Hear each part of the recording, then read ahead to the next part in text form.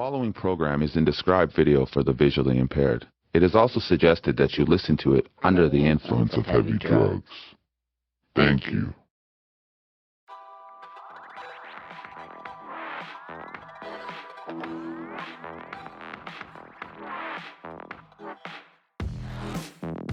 Okay, so quick tutorial for people who are not familiar with how to do your pressure cooker properly.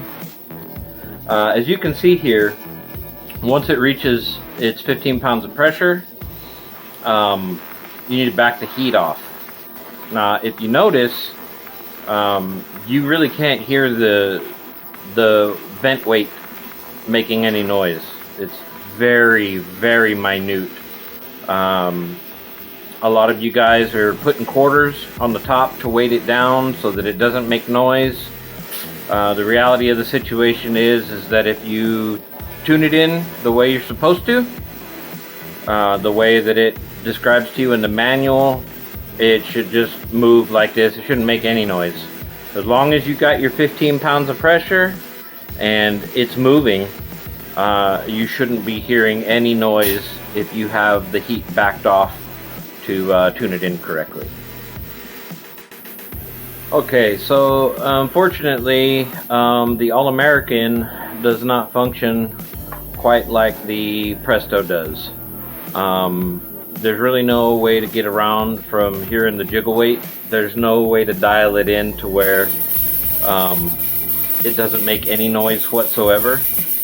But if you are running an All-American, what you can do is you can still tune it in great, right? Like right to where you're not putting too much heat on it, all of that. So once you get it up to pressure, or before you get it to pressure, you purge it, and then you put your weight on, and once it starts to jiggle, you cut the heat back just like you do with the Presto, except for see, this thing shouldn't be going constantly.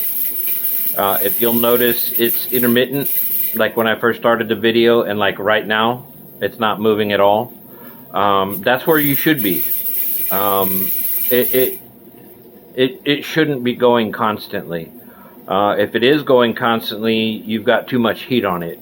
It should move and make noise, a few times a minute, and that's about it. That's how you know when you've got it dialed in right. Anyway, so this is how to dial in the All-American. Until next time, ladies and gentlemen, stay safe.